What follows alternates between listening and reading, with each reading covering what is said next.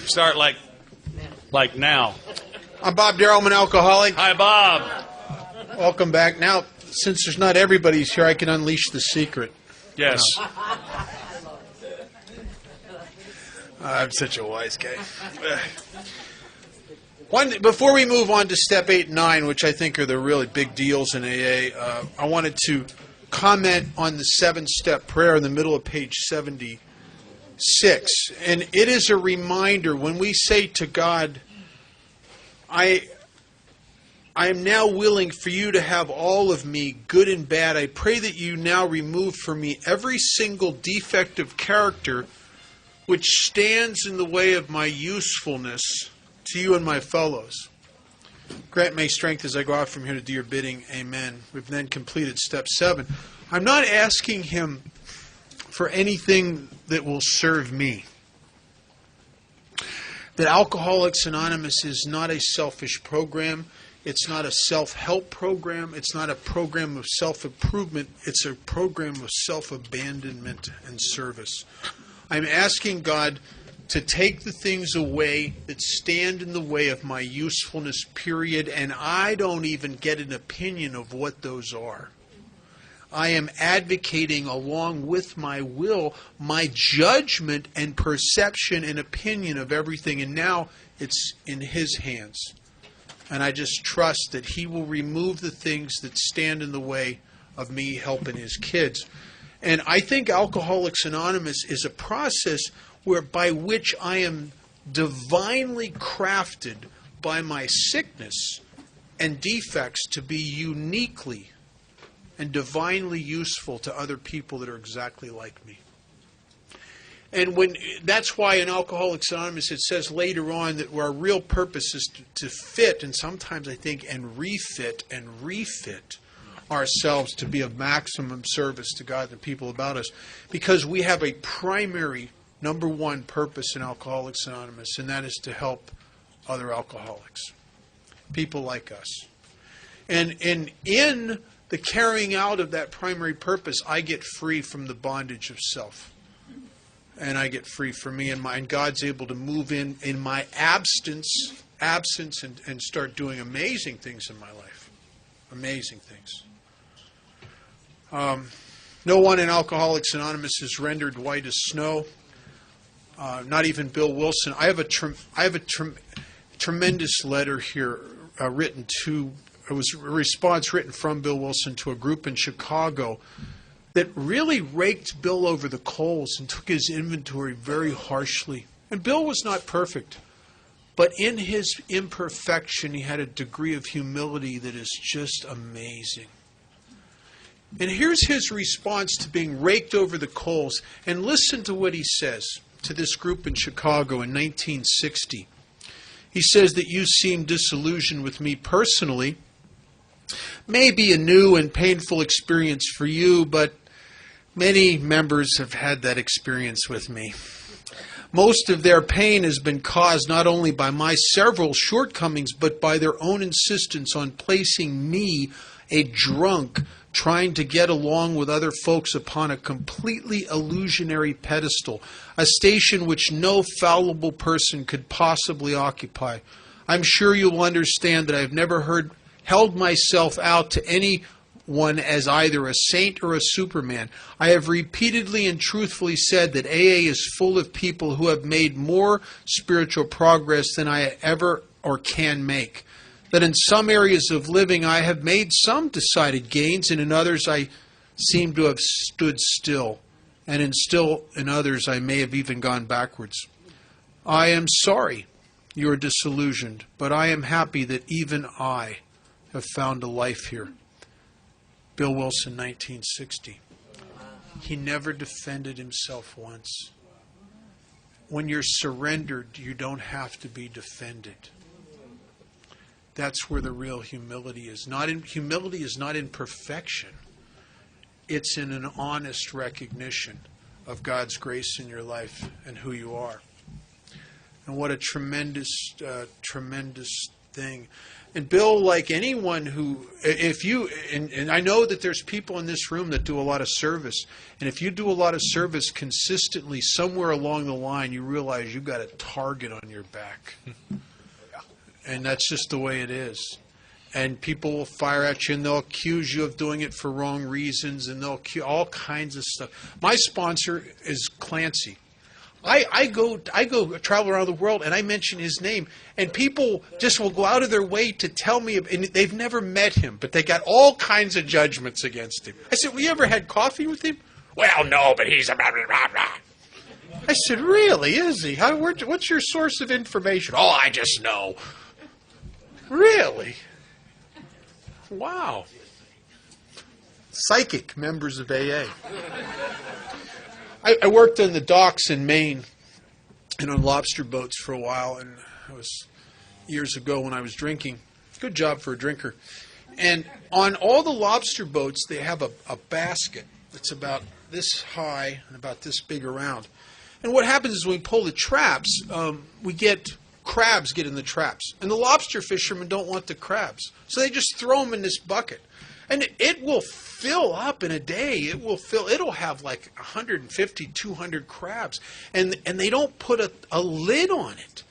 And they're scrambling to get out. And they're climbing up the sides. And I'm watching it. And these crabs are getting right up to the edge. And I'm telling this guy, they're going to get out. And he says, I said, you need to put a cover on there. I'm telling you, because they're climbing over each other. They're going to get out. He says, nah. I said, look, they're almost out now. I'm telling you. He says, watch.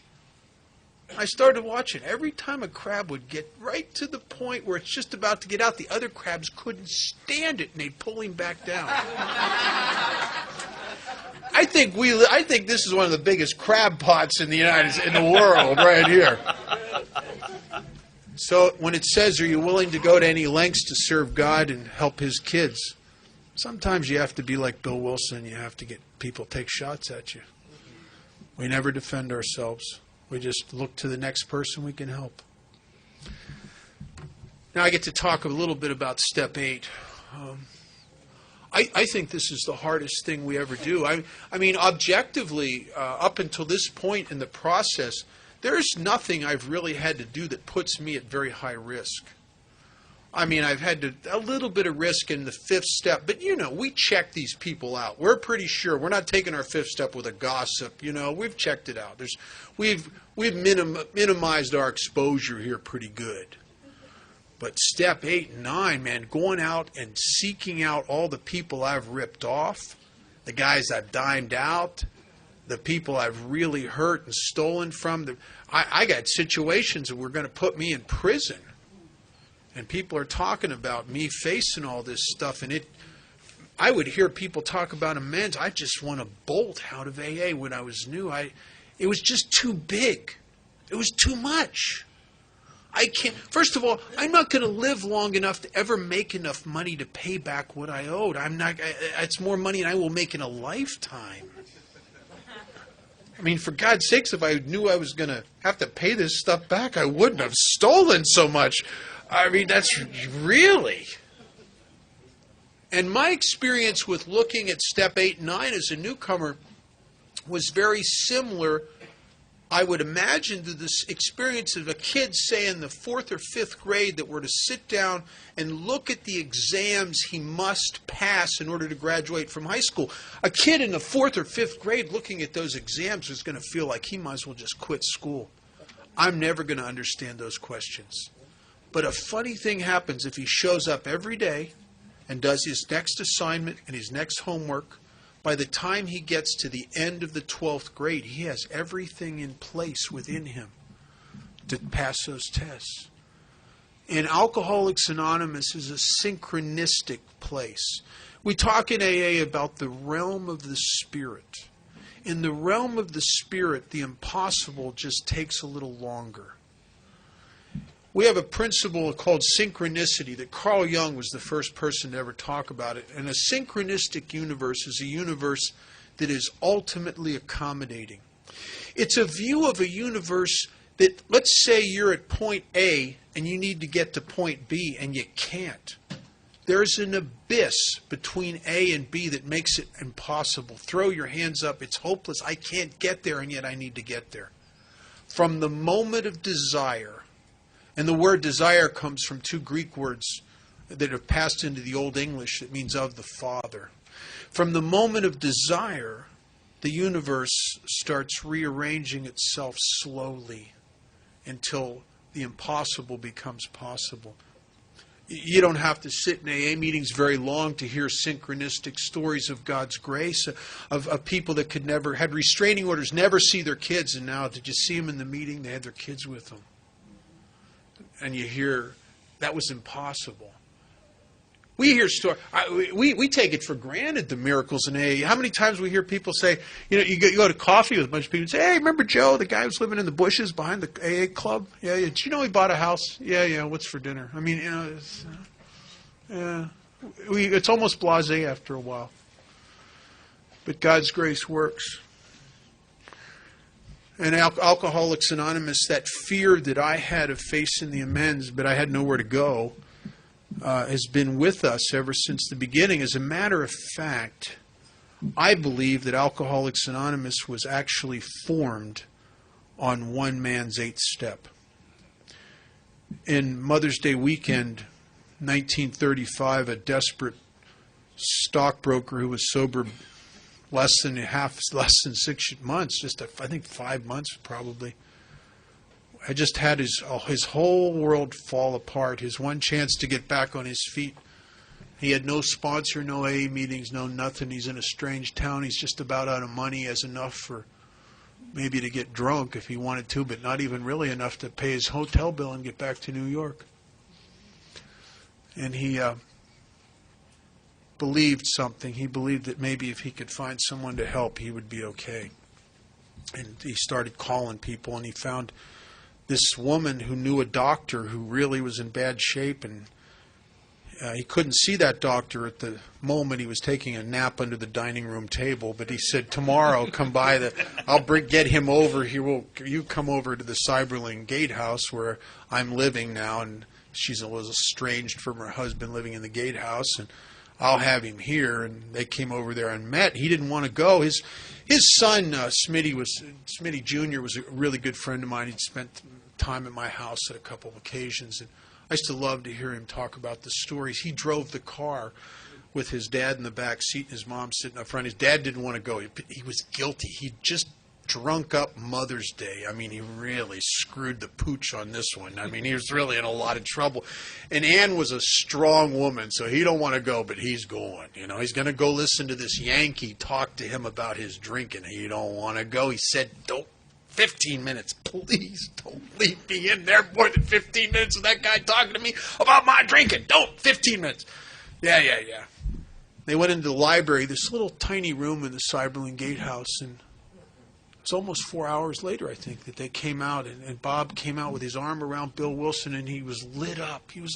And he said to Ann, and his son was still sitting there, he said, I've never heard anybody talk like this. He said, this guy knows his business. He went in there and never heard anything like it, because Bill Wilson never once talked to Bob about Bob's drinking. Bill Wilson talked to Bob about Bill Wilson's drinking. And for the first time, something miraculous happened. An alcoholic that was all alone and different and unique and hopeless connected with another alcoholic. And it lit him up.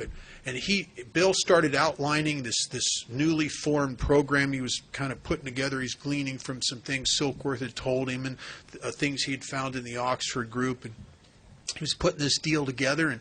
And Bob liked it all. He liked the spirit, the prayer and meditation. He liked the confession of shortcomings. He liked the help in others, but he refused to do the amends thing. He dug his heels in. He said, I'm a proctologist and doctor in this town. I've just about ruined my reputation. I'm just going to leave that stuff alone. And consequently, Dr. Bob Smith drank again. He went to a convention in Atlantic City. He was so drunk coming back that he was comatose. The conductor didn't want to know what to do with him, so they just laid him on the ground of the platforms. Laid him on the platform of the Akron station. His office manager came down to the rescue again, as she had many times before, and got him back to this. Eventually, back to the house on Ardmore Street, and he was out of it. He came to on what most historians, and some of them don't agree on this date. I know some guys did research and are sure it must be a different date, but the accepted date was he came to early in the morning on June 10th, 1935. Came to like I come to after a long drinking around the clock, shaking, jumping out of your skin kind of deal. Bad shape. He says, "What day is it?" And they say June 10th. And he says, "Oh my God, it can't be June 10th. I have a surgery to perform the morning of June 10th. Dr. Bob was a proctologist. You can use your imagination about what kind of surgery it might have been. And he's like this, and Bill Wilson doesn't know what to do with him. So Bill gets him a couple sedatives, gives him a sedative and a couple bottles of beer, just because he could thread a needle in a sewing machine. He was shaking so bad. Can't send a guy like that. Imagine the patient laying there watching your doctor come in like that. So they gave him just enough to calm his nerves down. It was a frightening thing, and sent him into the surgery. And that surgery was over fairly quickly. Nobody knows what happened to the patient. Now, it says somewhere in AA literature he lived. I don't know. I'd like to know. Did he whistle when he walked or what? We don't know. But he came out of that surgery still fairly early in the morning of June 10th, and he disappeared. And he didn't come back all that morning, all that afternoon, all that evening, and it was close to midnight when Dr. Bob Smith came back to the house on Ardmore Street, and his son said he came back and he looked different. Something was different. And everybody had been afraid all day that he went out drinking. Sure, they gave him a couple beers and sent him, he probably set him off. But he wasn't drinking. He hadn't drank at all, not a drop. He was out spending the whole day searching out everyone that he owed amends to and walking through the fear and facing them. And consequently, Dr. Bob Smith never took another drink again the rest of his natural life. And in the mere decade and a half that he lived before his death, low estimates is he helped over 5,000 people personally. And then they helped people who helped people who helped people. And I would venture to guess that we are in this room indirectly as a result of one man finally becoming willing to go to any lengths. And when it says in the book on page 76, at the bottom of the second to last paragraph, in italics, it says, "Remember, it was agreed at the beginning we would go to any lengths for victory over alcohol." They're talking about step 8 and 9. Now, treatment centers over the years and well-intentioned people have turned that into being willing to go to any lengths means being willing not to drink and go to meetings. But that's not really what they're talking about. They're talking about really the most difficult part, I think, of this process. Is willing to go out and face people that you don't know if they're going to hit you with a baseball bat. You're going to you're going to have to start paying them money. And I don't know, isn't it? It's a funny dynamic. They don't wait until you're flush to pay people back. You got to pay them back when you're really struggling the most, right? And everybody wants to say, well, maybe one day if I hit the lottery. Well, you probably won't stay sober long enough to do that if you don't start chipping away at this stuff. Most of us sell our integrity a nickel at a dime at a time. We buy it back a nickel and a dime at a time. And it's a struggle in early sobriety. And I think sometimes it's supposed to be. I think this is, in step 8 and 9 is when I really start to exercise my trust muscle with God. It's where I really learn that there's something here that's got my back. When I push myself aside and face people that I'm terrified of facing, and pay money that I'm afraid to pay because I need it, it seems so desperately because I got so much financial insecurity. But those of us that are able to do this, great, great, great things come to pass. Great things. I could tell you a bunch of stories on step. I got to pick one real quick. We're going to let this bleed over. Oh, we are? Okay. Yeah. Never mind.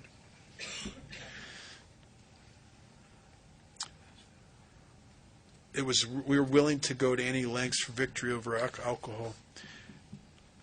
Page 79 is a paragraph that I think if they were ever to make a sales pamphlet in order to sell people on the idea of making amends, this would be the anti-sales pamphlet for some people. It says, at the top of 79, it says, although these reparations take innumerable forms, there are some general principles we find guiding. Reminding ourselves that we have decided to go to any lengths, there it is again, to find a spiritual experience, we ask that we be given the strength and direction to do the right thing. And here's the part that's a little frightening. No matter what the personal consequences may be. Does that mean I'm not part of others? Yeah, that's right. Somebody years ago saw a loophole, and the loophole says, well, aren't I another? Except when to do so would harm them or others, aren't I another? No, other is other than you. Right. We may lose our position or reputation or face jail. But we are willing. We have to be. We must not shrink in anything. Tough step. I think this is really where you find out if your trust in God and your willingness in AA is talk or not. This is really, I know Father Ed Dowling says step 6 separates the men from the boys. I think where the rubber meets the road, it's really step 8. It's the wheelbarrow step. This is where you get in the wheelbarrow. This is really where you get in the wheelbarrow. Yeah. Are you willing to act as if that if you do the right thing that you're going to be safe and protected, even though your head's exploding on you about how awful it's going to be? And I'll tell you something I've discovered over the years. The more fear that I have to walk through in order to make the amends, the greater reward. And I've seen that consistently in myself and also in the people I've sponsored and other people I know around AA. I don't know why it's like that. There's not a great reward to making amends to people I know are already going to take it well, and it's not a big deal. Where the great things happen is where the ones I'm afraid to face. And then I finally trust God enough to face them. And I get to be wrong. What a miraculous thing. I get to be wrong again. Because my head told me they're going to beat me up. My head told me I'm going to go to prison. My head told me I can't survive these payments. My head has never been right. And I get to be wrong again. And what's the great call? What's the great cry of every alcoholic when faced with these propositions? Well, yeah, that's all fine, but what about me? When's somebody going to make amends to me? When's somebody going to pay me some money? Right? We're self-centered in the extreme. I think that's our default position is me. And Alcoholics Anonymous is asking me, a self-centered guy, to do something very hard, is to set myself aside. You can serve yourself and get what you always get when you serve yourself. Or you can serve a power and a set of principles and an ethic and a purpose greater than yourself. But if you're an alcoholic of my type, I'm telling you, you're going to serve something. And if you don't serve something greater than yourself, whether it's a set of principles and a purpose and a power, then you're going to serve yourself. But I don't think we have a choice. I think we must serve something. And most of us have served ourselves for most of our lives. And the great question, if you've been doing that, to ask yourself is simply, how's that been working? How's that been working? It's been going real well for you? Happy, joyous, free? Great relationships with people? Life keeps soaring? How's that working for you?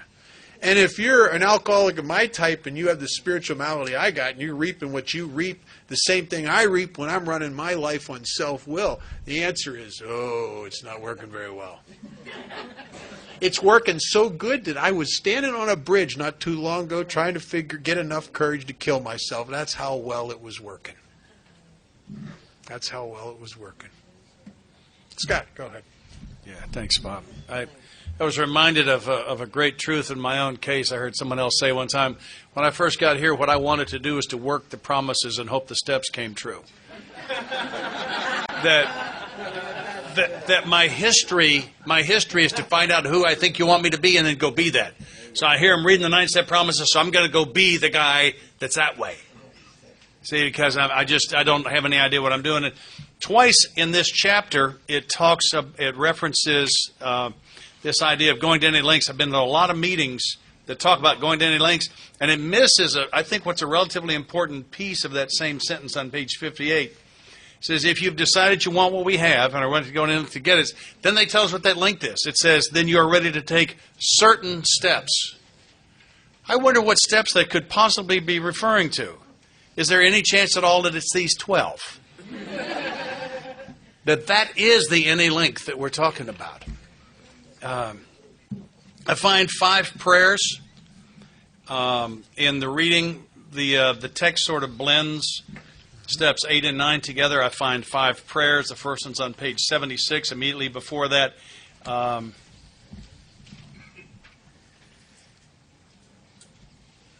it used to be there. Oh, yeah. If we haven't the will to do this, we ask until it comes. That's a prayer. There's another one on page 79 that he just covered. We ask that we be given the strength and direction to do the right thing. There's one at the top of page 80 in the second line. Am I going fast enough? Okay, good. Thank you.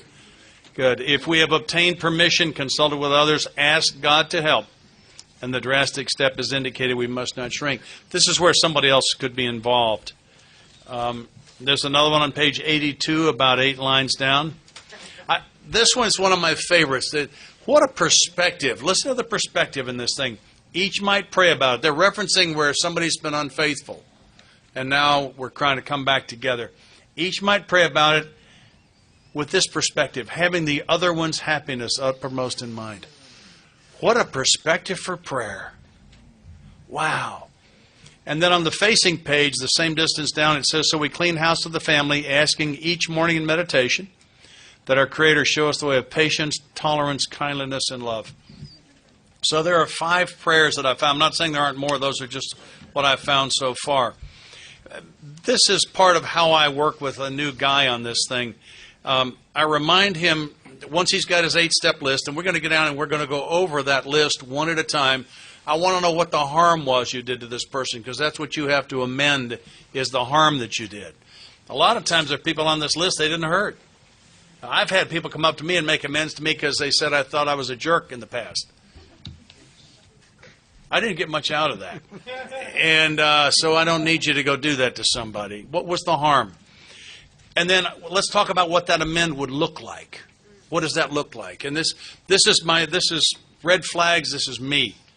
I think if you take the 4th breath when you're making amends, you've already said too much. Amends is not a lecture course. Do not mess this amend up with an excuse. And if you talk long enough, you're going to give them an excuse, and it's going to take all the power away. I restrict the men I sponsor from using the word sorry. They don't believe you anymore. You wore that out decades before I met you. You will say, I was wrong, or I believe I harmed you, or both of those together is a nice combination. And I say your mother doesn't need to hear your 5th step. I made some mistakes. I believe I've done some damage to you. I'd like to make it right. Would you tell me how? Simple enough. We are not asking you to turn your will and life over to the care of someone who may roundly hate you. That person is not final authority on what this amend is. I, as your sponsor, am final authority on that. If you'd gone to Big Ken Sweeney to make amends to him before he got sober, he would have bashed you for the rest of your life. Right? So we're not asking you to do that. And if he tells you what it needs to be and it makes sense to you, I empower you. Go get it. If not, you say, I'll talk to my sponsor and get back to you. And we'll talk about it. Doesn't happen often, but it does happen. I like to start guys sponsoring when I get them to step 9. That's where I start them sponsoring it. If I haven't started them before, and sometimes I do, and I trust the guidance. I believe God blesses sponsorship. And by this time, he's really got a message. He's got some, he can coach somebody into this part that he's done. He's got a message to carry.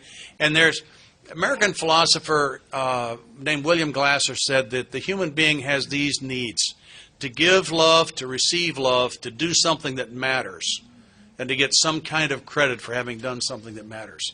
And I believe sometimes that credit can just come from God when I keep it quiet myself, when I really do anonymity, which is keeping it quiet. So he's ready to give at this point. And he says, well, I don't think I'm ready. I say, good. I hope you don't ever think you're ready. I hope you don't ever think you're ready to sponsor. I hope I don't think I am.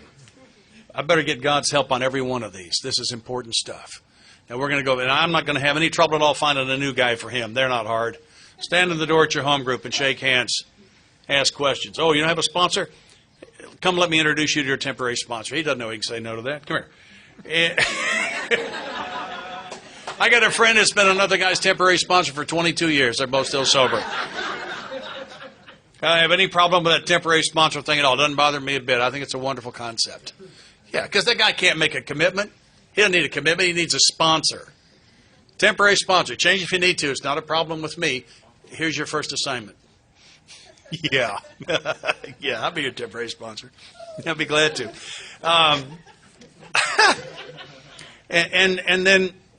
And I say to him, okay, I mean, the reason I started him sponsoring is one of the problems I have is keeping him moving through step 9. Right? By the time we get to step 9, here we are 6 months into this thing, ballpark. His life has changed, right? He's been promoted at work. He's got money in the bank. He can explain every dent in his car. He knows where they all came from. His key fits in the front door. When he walks in, they don't scatter. He throws the switch. The lights come on. The phone rings. That's a miracle by itself. He answers and says it's him. There's another miracle. He's sleeping in the big bed again. Right? His motivation is gone. I asked Don not too long before he died what changes he'd seen in AA. And he said, when I got here, the focus is on recovery. Today, the focus is on sobriety. The difference is sobriety is simply not drinking today. Recovery is this whole, and it doesn't necessarily contain recovery. Recovery is this whole spiritual thing that we do that always contains sobriety. And that my job as a sponsor is the integrity of the message and to not let this guy settle for relief. I got to get him all the way to recovery. By the time I get him to 9, he's got relief. So how do I keep him moving? I got 2 things that I do. Is one, I get him sponsoring. He sees this rookie catching up with him, and he doesn't want the rookie to get through 9 before he does, I'll tell you that. Yeah, and the other one is I apply the one day at a time concept. This is just what I do, okay? And I say, okay, which one of these amends do you want to make first? And whatever he says suits me fine. I don't care. Care at all where he starts. Great, good choice. When can you call him and schedule an appointment? Why can't you call him right now? Good. Good. Schedule it for today or tomorrow. Ring, ring, ring.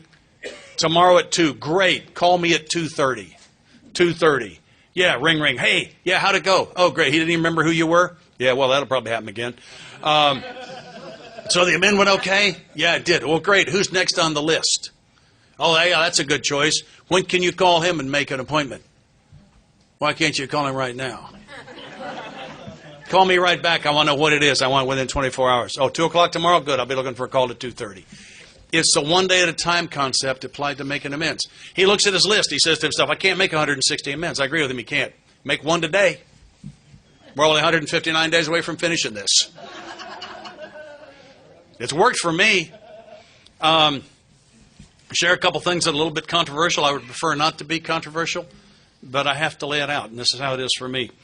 I walked out of a meeting that I was in one time. I told you earlier that if I say something you disagree with, that I want you to tell me because I may get a chance to learn something. I'm always on a search for that. Constant search. Please, if you disagree, come talk to me. And I walked out of a meeting one time, and a guy that I sponsor, his sponsor, said, I disagree with what you said in the meeting. And what I had said was that my amends to my children would never be complete. And he said, that's not right. He said, let me ask you questions. Did you go to your children and tell them what you thought you had done wrong? Did you ask them what you could do to repair the damage? Did you do it? Did you ask for their forgiveness? Did they give it? I said, well, yes to all of that. He said, you're trying to be... He said, if you can't come off that cross right now, you can't accept their forgiveness or God's or your own. You have work to do. And that continuing to be the best father you can be is not 9-step work, it's 12th. It's the principles in all your affairs.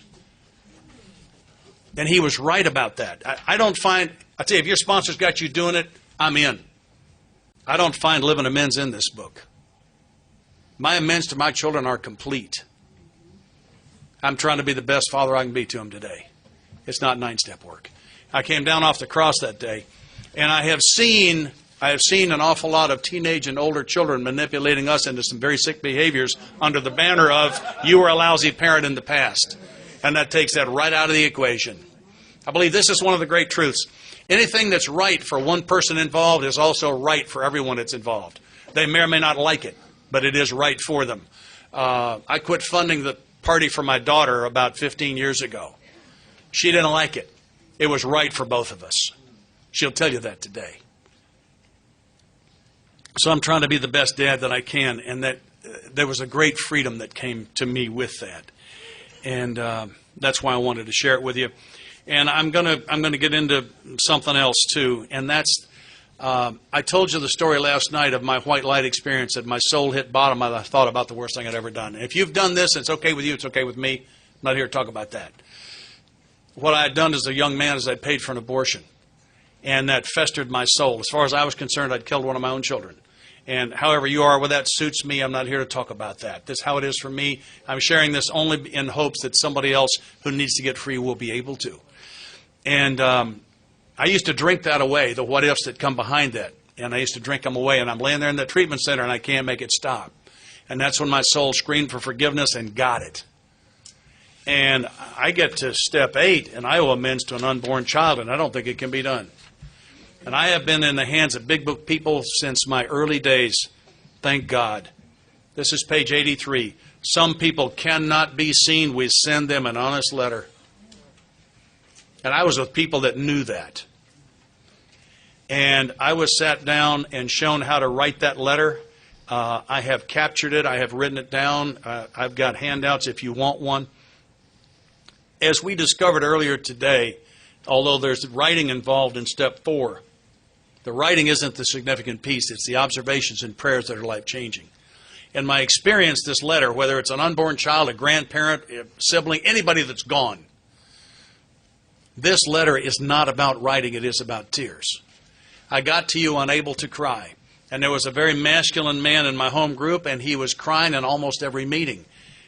He's a drummer, and you'd know the name of the band if I gave it to you. And I went to him one day, and I said, tell me about the tears. And he said, man, somebody says something beautiful in the meeting, and it touches my heart, and I weep, and it feels so good. And I said, man, I can't cry. He said, I will teach you. And he did. And it took me a year to get the first tear out. And now I can just let it run, and I wouldn't take anything for that. Because you see, I'm convinced that my emotions are how my spirit communicates with my mind and my body. And I can't afford to block that channel. Because I've had the experience of the mind and the body running the show. That's how I qualified to sit with you nice people. I need to have the spirit involved. And that's where the emotions are. And he taught me to cry, and I can cry, and I need to. And it's good for me. When I've had a good cry, I feel like my soul's had a warm shower and dried off in the sunlight. It's just I was talking to another guy here, and I don't remember who it was. Just a wonderful thing, how good it is for me. And I typed that up. It's on the same piece of paper. And if you'd like to learn to cry, I can teach you. It works for everybody. I need to warn the guys, however. If you start crying at appropriate times and places, you will attract a lot of very healthy women. Do not call me and complain about this. I told you on the front end. I told you up front, do not call me with that one. And if you're married, don't worry about it. Healthy women are not a threat to a marriage. All right? Ladies, I'd like a simple answer, yes or no. Are you sick of the John Wayne acts that many of the guys are doing? Yes. They see right through it, fellas. Sorry. Okay? And when they see a guy that's in touch with his emotions, it lights them up like pinball machines. I'm going to leave that alone for right now. But I'm going to tell you that's the deal. Because they're into genuine. They really are into genuine. It's amazing. And I was shown how to write that letter. And I wrote it and I got free. I got absolute. Can you see it? Can you see it on me? I can talk about that. And this is not pain you're seeing on me. I'm free. I got absolutely free. Page 124.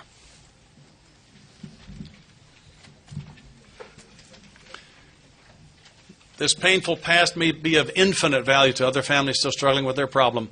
We think each family which has been relieved owes something to those who have not, and when the occasion requires, each member of it should be only too willing to bring former mistakes, no matter how grievous, out of their hiding places. That's what that was about. That's why I did that fourth column in the sexual misconduct inventory for you. I become two things as I do these steps. I become a caddy, and I become an apprenticed messenger. I'm an apprentice messenger in step 12 where it says we tried to carry this message. I figure if I was a messenger, I'd be carrying it. It says I'm trying. I'm an apprentice messenger. And I'm a caddy. And I still carry all that poison from my past, but it no longer has stench or weight. And the thing that keeps it light and airy is my willing for God to use it as a tool to help you. That's what happens. And what happened with me in step 5, the first time I told it all, it became possible for me to tell it a second time. And when I told it the second time, it became possible for me to tell it the third time. And eventually it got to where I tell it to a few thousand every year. And it just became okay with it. I do not have the power to make a mistake so ugly that God can't turn it into something magnificent. You got somebody that's gone, and don't hear that political thing, please. I'm not into that. I hope you see that. If you got somebody that's gone and you need to get free, I can show you how. It's been my experience that people who write those letters and can't cry get sinus infections and they don't get well. They don't get free. That the tears were the critical piece for me, and I've had the privilege of working with a lot of people. I just did one a couple of days ago. And I watched him cry and really pump that stuff out. And I haven't talked to him since. I'm his grand sponsor. But I bet he's a different man today. You can absolutely get free. Absolutely get free. Don't discount this thing. I serve a powerful God that gave me a powerful program. Don't doubt it. Don't doubt it.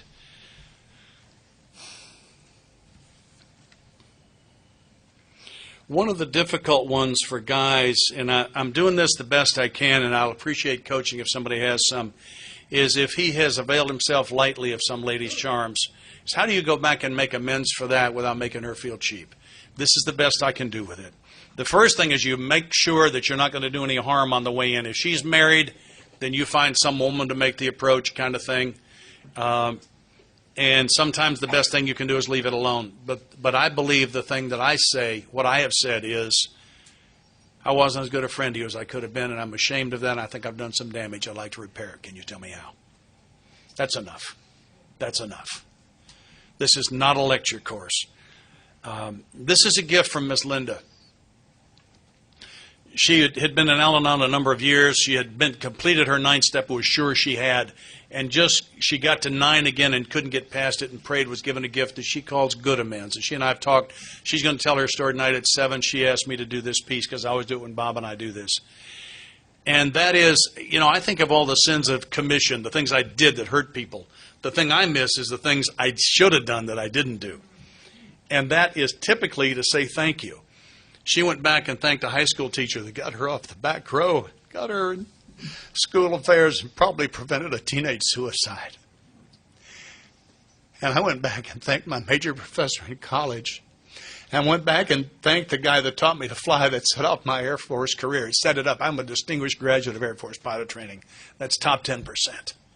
He taught me. He was hard on me and saved me. I went back and thanked him. I thank my mother for being the best mother she could be. I went back and said, thank you. I never told you how important you were to me and how much you mean to me. What a positive influence you were on my life. Thank you, thank you, thank you. I run into previous sponsors. I've had several, and I always thank them when I see them, every time I get the chance. Ms. Linda calls it good amends. Boy, if you haven't tried that, I recommend it highly. I had an experience. There's a guy in my life who was he was a special forces guy. All right? He was on the ground in Laos when the president was swearing we weren't there. And he took the hill tribesmen from crossbows to M16s and led them in combat for 2 years. This guy doesn't know how many times he's killed with his hands. And he was doing some things that I knew about that I shouldn't have known about, but I did. And I was drunk one night and said something about it, and he confronted me, and I lied my way out of it. And then I get sober. And now I got to go make amends to this guy. And he comes to Nashville for a trade show. We're old buddies. And I call him and say, I got to talk to you. He said, come on down. And I can remember standing outside his motel door, knowing that there's a chance I'll be dead in the next 10 minutes. Because if this guy decides to kill me, I can't do anything about it. There's no way in the world I can stop that. And I asked God to go with me on this thing. And I just walked in and told him what had happened. A month later, my wife and I were guests in his home for a week. Don't discount the power of this thing. If you want to strengthen a muscle, what do they tell you to do? Use it. You want to strengthen your faith? Welcome to steps 8 and 9. One of the things we've been asked here, we are not being good guests. And we are the only big book some of these people are going to see. Our failure to show up on time for meals is creating problems for the other retreats. I've been asked to make this announcement. We need to go down there. Our meal is scheduled at 5:30. We need to go there. We don't need to straggle because we're hurting them. And so I think we need to do that. We're not finished with step 9. We're going to get into the heavy stuff after. So we're not finished with it. We got some other things we want to talk about. But in the interest of doing what we've been asked to do, we're going to go ahead and leave. I would ask if can I go do the prayer? Mm-hmm. If y'all would stay seated. We like this whisper of the Lord's Prayer. We hope you do, but if you don't, we're going to do it anyway. Because there are no adults here to stop us. If you would, we'll have a few moments of silence. We'll whisper the Lord's Prayer in a fairly slow cadence. Amen is the last word. We'll have a moment of silence after.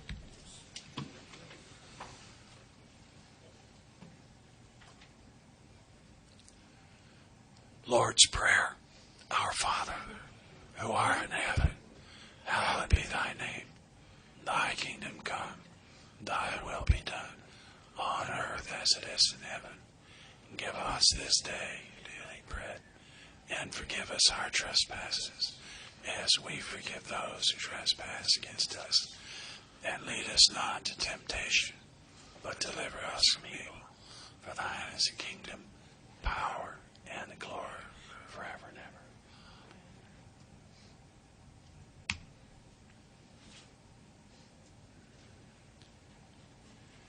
God bless us all. I'll have those handouts I told you about after supper so we can head on down. Let's go eat.